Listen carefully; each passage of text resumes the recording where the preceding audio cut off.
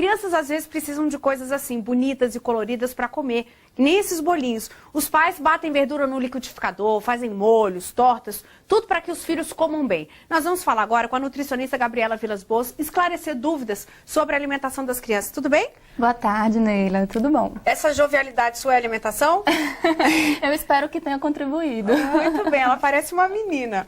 Maravilha. Olha só, vamos começar as perguntinhas. A Camila Fragoso de Ceilândia, ela quer saber se congelar sopinhas e outras comidas faz com que percam nutrientes. Então, qualquer forma de manipular o alimento, seja cozinhar, até mesmo o simples ato de cortar a fruta, faz com que alguns nutrientes se percam pela ação do oxigênio, contato com o oxigênio, pelo contato com a luz. Mas, com certeza, é muito melhor ela fazer uma sopa em casa e congelar para oferecer. A perda vai ser pequena, tá? Em vez de comprar, por exemplo, uma papinha industrializada. Que é a pergunta de agora da Josélia Figueira, da Asa Sul. Ela disse que dá papinha pronta para o filho dela de 10 meses, aquelas compradas em um mercado, quer saber se fazem mal para ele.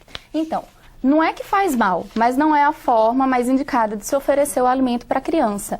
Porque a criança tem que aprender a sentir o sabor de cada alimento. Se você bate tudo e mistura tudo, a criança vai saber o gosto, por exemplo, de uma papinha com banana com ameixa. E não do gosto separado do que é uma banana, do que é uma ameixa, do que é um brócolis, né? Então é importante que a criança tenha contato com todos os sabores e que os alimentos sejam dados separados. Ok, antes de chamar mais algumas perguntinhas, eu quero chamar a Karen, que está lá na esplanada dos ministérios e tem pergunta das crianças para a nutricionista. Karen.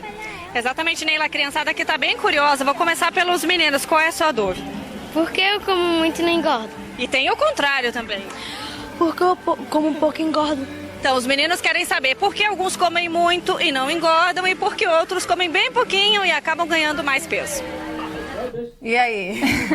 Bom, essas duas questões têm muitos fatores, né, que estão relacionados. Então, a primeira criança que perguntou disse que come muito e não engorda. Provavelmente ela deve ser uma criança ativa, fazer bastante atividade física e ter um gasto maior de calorias, que permite com que ela coma mais e não ganhe peso. E o contrário pode acontecer com a criança número 2, né? Uhum. Ele ser uma criança mais sedentária, que passe mais tempo no computador, né? Ou às vezes também a forma que a alimentação está sendo dada para ele, né? Muito açúcar, muito salgadinho. Hoje a mídia, né, joga muitas propagandas, né? Muito assédio de comidas muito que não fazem assédio, bem, né? exatamente. Então, comidas ricas em açúcar, com excesso de gordura. Então, isso pode contribuir para o excesso de peso dele. Ok. O Isaías Moreira, de Águas Lindas, pergunta quais vitaminas ou nutrientes as crianças mais precisam e em que alimentos elas são encontradas. Certo.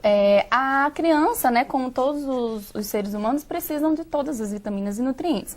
Mas eu vou citar 3 que são importantes nessa fase. É o cálcio, né, por causa da formação dos ossos, o ferro, para evitar a anemia, e a vitamina A, né? Então, a vitamina A, por exemplo, ela é encontrada em alimentos alaranjados, como mamão, como abóbora, certo? A própria laranja?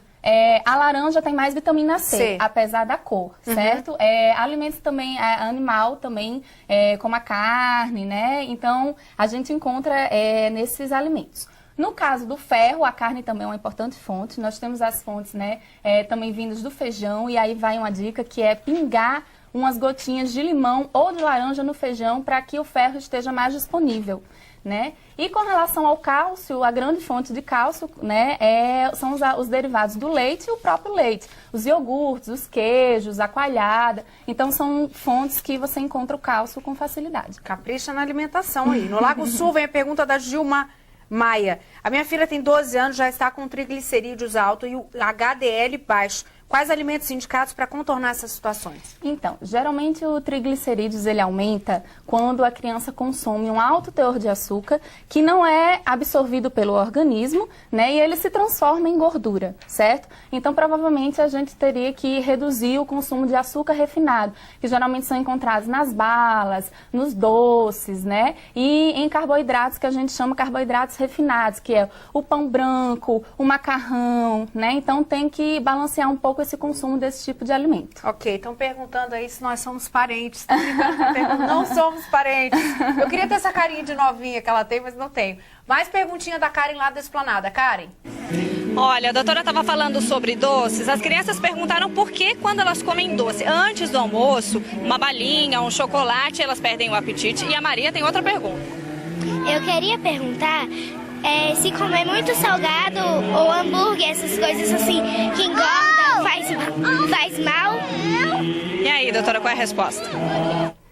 Então, o motivo de você comer uma balinha ou um doce perto da hora da refeição principal e às vezes ficar sem fome é pelo fato de que nessas balinhas existe o que a gente chama de açúcar livre, né? Então ele rapidamente entra na corrente sanguínea, entra dentro da célula e supra a nossa necessidade e realmente cessa um pouco o nosso apetite, tá? Então, é por isso que a gente deve evitar consumir esse tipo de produto, né? Para ter apetite, para comer o que realmente é importante na alimentação infantil, como o arroz, o feijão, as verduras. E hoje em dia a gente tem muito biscoito recheado, Isso. hambúrguer, tudo isso faz mal, né? Uhum. Não é assim, a gente não pode deixar de ser radical, a gente não pode proibir a criança de ir numa festa ou num momento de descontração comer uma bala, um hambúrguer, mas esses são alimentos que não devem ser, fazer parte da rotina, do cotidiano da criança, né? Coma com moderação. Deixa para os momentos especiais, para o final de semana, né? Para não fazer parte da rotina e aí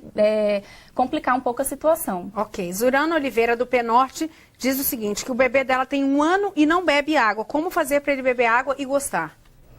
Bom, aí realmente a gente tem que ir no estímulo de ir oferecendo, né? Porque assim, é um pouco complicado que ele já tem 1 ano, então essa oferta de água devia ter começado um pouco mais cedo para ele ir se acostumando. Mas não tem segredo, tem que ir realmente tentando, porque a água é muito importante, inclusive o consumo de sucos, né? Não é que é proibido, mas eles devem ser evitados, porque como nessa idade o estômago da criança é muito pequeno, se você dá muito líquido para ela em forma de suco, ela não vai ter apetite para comer alimentos sólidos que fornecem mais energia. Então tem que continuar insistindo mesmo. Ok. A Rafaela Dourado de São Sebastião pergunta qual é o alimento que deve ser dado para uma criança que está com diarreia.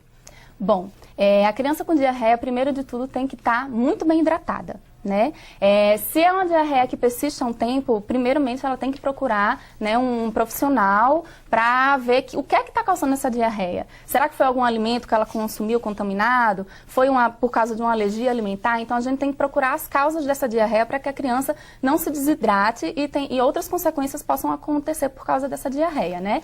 Mas o ideal mesmo é hidratar, evitar alimentos muito gordurosos para que o trânsito do intestino não fique mais rápido ainda e ela tenha mais evacuações, certo? Uhum. E alimentos como, por exemplo, frutas sem casca, para diminuir o teor de fibras e aí ela consegue segurar um pouco mais dentro do intestino, né? E arroz branco, macarrão branco são alimentos bons, macarrão sem ser integral.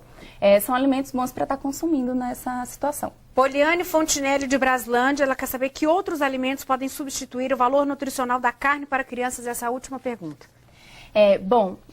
A carne pode ser substituída pelo frango, pelo peixe, né? Ou por alguma outra proteína animal, porco, né? Então, se a criança não come carne vermelha, você pode procurar outro tipo de proteína animal para substituir. Ok, doutora, muito obrigada pela sua participação. Muito importante ter você aqui com a gente hoje. Muitas perguntas e obrigado vocês também por participarem, ok? Não dá para responder todas.